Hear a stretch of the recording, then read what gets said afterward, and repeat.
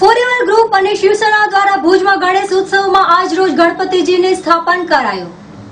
ભુજના forever group અને Shiv Sena group દ્વારા આ વર્ષે ગણેશ ઉત્સવનું આયોજન કરાયું છે, જેમાં 5 દિવસીય આ ગણપતિ સ્થાપનમાં વિવિધ કાર્યક્રમ યોજાયા છે, જેમાં નાના બાળકોના પ્રોગ્રામ, આનંદ મેળો, સાંસ્કૃતિક પ્રોગ્રામ, મહાપ્રસાદ તેમજ મહાઆરતીનું આયોજન કરાયું છે, જે કાર્યક્રમમાં જોડાવા કચ્છવાસીઓને નિમંત્રણ અપાયું હતું।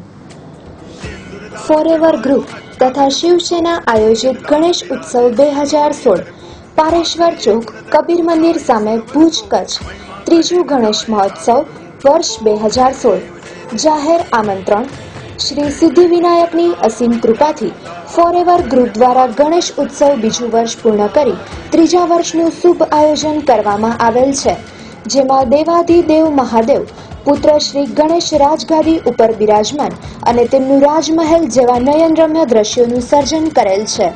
આ પાવન પ્રસંગે ફોરેવર ગ્રુપ તથા શિવસેના આપ સૌને હાર્દિક આમંત્રણ પાઠવે છે।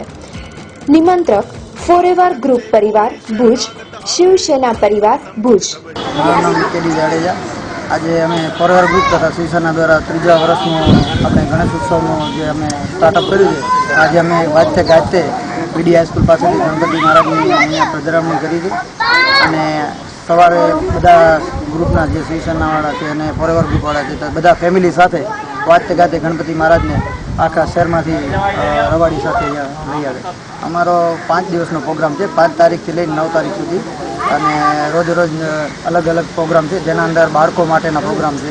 6 તારીખના નાના બાળકોનો પ્રોગ્રામ છે, 7 તારીખના આનંદ મેળો છે, 8 તારીખના મહાપ્રસાદનો પ્રોગ્રામ છે, 8 તારીખના પાછો રાતે સાંસ્કૃતિક પ્રોગ્રામ છે અને 9 તારીખના વિસર્જન અહીંયાથી અમે ભુજની અંદર પહેલાં રવાડી કાઢશું અને અહીંયાથી અમે માંડવી લઈ જઈશું।